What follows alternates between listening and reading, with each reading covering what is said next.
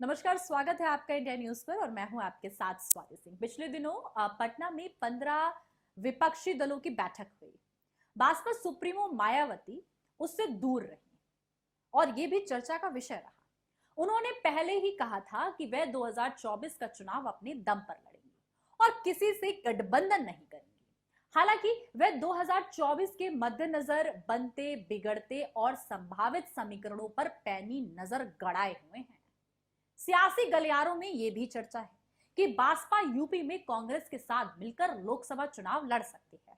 दोनों को एक दूसरे की सख्त जरूरत है। ये बात ना तो भाजपा और कांग्रेस से छुपी है, ना ही अन्य पार्टियों और जनता से छुपी है। पिछली बार भाजपा ने सपा के साथ चुनाव लड़ा था और 10 सीटें जीती थी। ऐसे में इसे लेकर अलग अलग राज्य में किस तरह का समीकरण दोनों पार्टी बना रही हैं, चलिए उन पर भी नजर डाल लेते हैं। आपको बता दें कि मध्य प्रदेश के समीकरण की अगर बात की जाए तो 2024 से पहले इस साल के अंत तक होने वाले विधानसभा चुनावों में, खासकर मध्य प्रदेश, छत्तीसगढ़ और राजस्थान में, दोनों पार्टियों को भी एक दूसरे की सख्त जरूरत है। मध्य प्रदेश में जहां कांग्रेस ने 2018 के विधानसभा चुनावों में 40.89% वोट हासिल कर 230 सदस्यों वाली विधानसभा में 114 सीट पर जीत दर्ज की थी, वहीं भाजपा ने 5% वोट हासिल कर 2 सीटें जीती थी। भाजपा 2 सीटों पर बीजेपी से मुकाबले में दूसरे नंबर पर रही थी और कम मार्जिन से चुनाव हारी थी। बीजेपी को उन चुनावों में लगभग 41.02% वोट मिले थे, लेकिन सीटों की संख्या कांग्रेस से कम यानी कि लगभग 109 थी।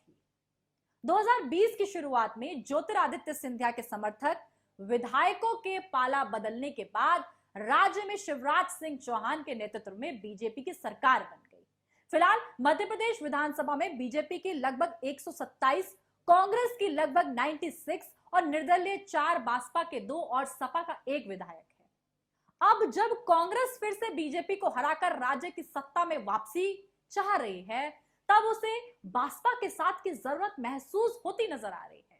अगर 2018 के ही चुनावी पैटर्न को आधार माना जाए तो दोनों दलों के मिल जाने के बाद कुल वोट परसेंट करीब 46% हो जाता है, जो सर्वाधिक होगा। वहीं छत्तीसगढ़ में तो हाथी को सटाना भी नहीं चाहेगा। क्यों? चलिए जान लेते हैं। आपको बता दें कि छत्तीसगढ़ विधानसभा में कुल 90 सीटें हैं। 2018 के चुनाव में कांग्रेस ने अपने दम पर 43% वोट परसेंट लाकर कुल 68 सीटों पर जीत दर्ज की थी, जबकि लगातार 3 बार से सत्ता रूठ रही बीजेपी को कुल 33% वोट और 15 सीटें ही मिल सकी थी। राज्य में तीसरे नंबर पर जनता कांग्रेस छत्तीसगढ़ रही थी, जिसे 7.6% वोट और 5 सीटें मिली थी। इन चुनावों में भी दलितों की राजनीति करने वाले भाजपा को 3.9% वोट और 2 सीटों पर जीत मिली थी। छत्तीसगढ़ में कांग्रेस फील गुड में है और उसे पूरा भरोसा है कि भूपेश बघेल के नेतृत्व में पार्टी फिर से चुनाव जीतेगी। कांग्रेस यहां किसी से भी गठबंधन करना नहीं चाहेगी, जबकि भाजपा को कांग्रेस के साथ की जरूरत है। उसे पता है कि कांग्रेस ने साथ दिया तो हाथी 2 से ज्यादा घर पर कब्जा कर सकता है। हालांकि इसकी संभावना दूर दूर तक नजर नहीं आ रही है, लेकिन दूसरी ओर भाजपा राजस्थान में कांग्रेस से जली भुनी भी बैठी है। आखिरकार क्यों? राजस्थान में भाजपा कांग्रेस से इतना खटास पैदा क्यों है? दरअसल 2018 में राजस्थान में भी विधानसभा चुनाव हुए थे। 200 सीटों वाली विधानसभा में तब कांग्रेस ने 99 सीटों पर जीत दर्ज की थी और बहुमत से 2 सीट कम रह गई थी और मायावती की पार्टी भाजपा ने तब अपने 6 विधायकों का समर्थन कांग्रेस के अशोक गहलोत सरकार को दे दिया था। बाद में राजनीति के जादूगर कहे जाने वाले गहलोत ने भाजपा के सभी 6 विधायकों को अपनी पार्टी में शामिल करवा लिया। इससे मायावती कांग्रेस से खार खाए बैठी हैं।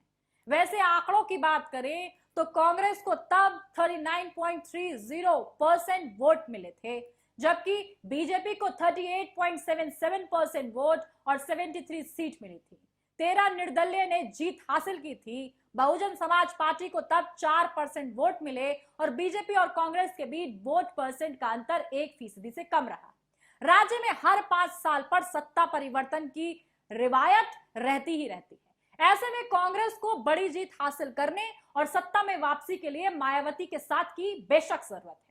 फिलहाल इसकी संभावना दूर दूर तक तो नजर नहीं आ रही है, लेकिन 2024 के लिए अगर बसपा और कांग्रेस साथ आई तो आपको बता दें कि मरुस्थल में भी दोस्ती के फूल खिलते देर नहीं लगेगी और ये दोस्ती बीजेपी के लिए एक मुसीबत बनती नजर आ जाएगी। इससे जुड़ी तमाम अपडेट के लिए आप हमारे साथ बने रहें और देखते रहें इंडिया न्यूज। धन्यवाद।